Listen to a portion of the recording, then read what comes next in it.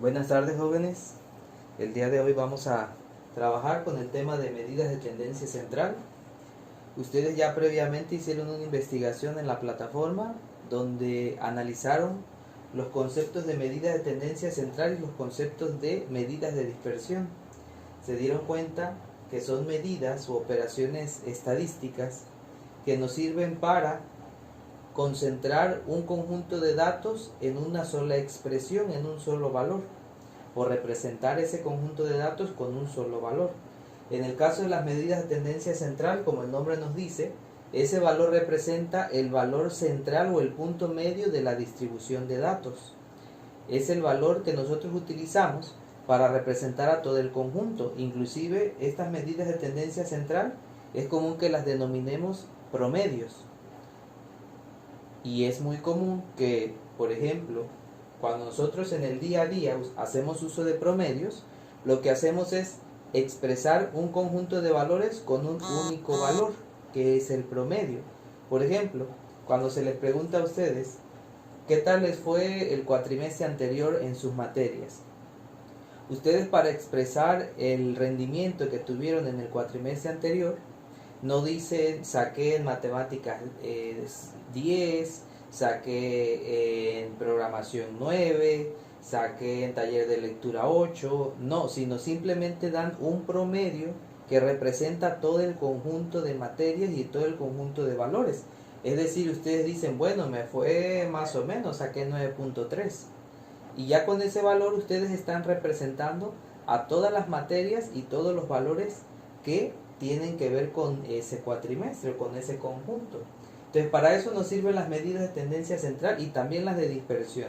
Representan un conjunto de valores en un único valor, ¿sí? Cuando hablamos de las medidas de tendencia central, tenemos que las tres más populares es la media aritmética, la mediana y la moda.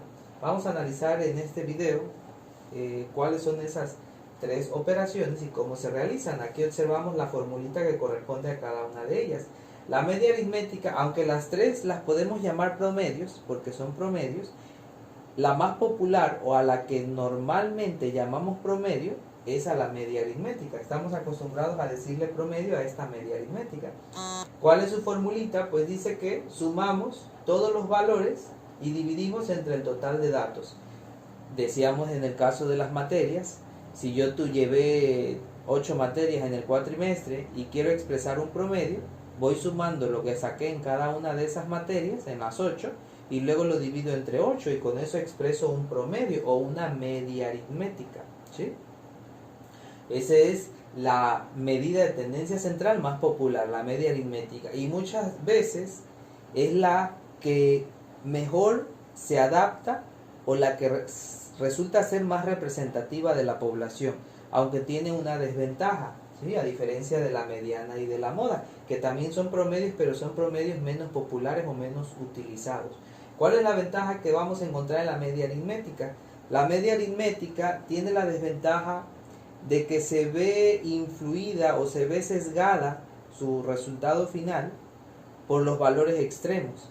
Cuando nosotros tenemos un valor extremo en una media aritmética, ya sea un valor demasiado alto o un valor demasiado bajo con respecto a los demás valores, entonces esa media aritmética se sesga, el resultado se sesga. Imaginemos que, hablando del promedio que teníamos, los valores rondaban o eran muy cercanos unos con otros, pero de repente, digamos, eran muy cercanos al 9, 8.7, 8.8, 9, 9.1, 9.2, pero tuve un valor muy alto o un valor muy bajo. Aquí en este ejemplo cabe mejor decir uno muy bajo. Imaginemos que un maestro me puso 0 y ese sería el valor muy bajo, es un valor extremo, se aleja mucho de la distribución normal de valores, ¿sí?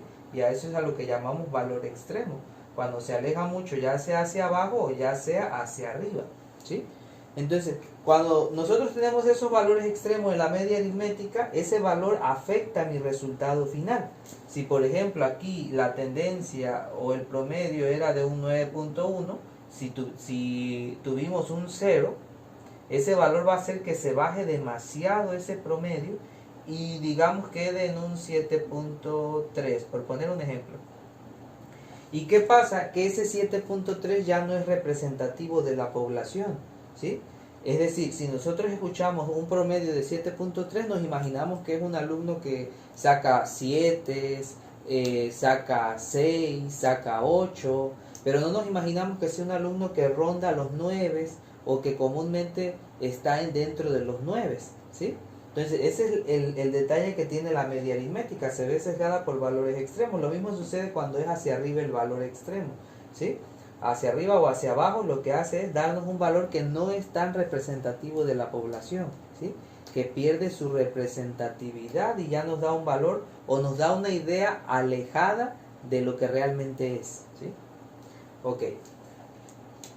Aparte de esa medida de tendencia central, pues tenemos la mediana, que la mediana no es más que el valor que se encuentre exactamente a la mitad de una distribución de datos o de valores, pero que estén ordenados, que previamente estén ordenados, ya sea de menor a mayor o de mayor a menor. Normalmente es de menor a mayor, comúnmente ordenamos en ese orden, ¿sí? Entonces, la mediana lo que va a hacer es darme una ubicación, inclusive estas formulitas que vemos, dice para datos pares utilizamos esta fórmula, para datos impares utilizamos esta fórmula. Estas formulitas lo que me van a dar es la posición que debo de ir a seleccionar. El valor que se encuentre en esa posición es el que corresponde a la mediana. No me da un resultado final estas fórmulas, a diferencia de la media aritmética, que esa sí me da un resultado final.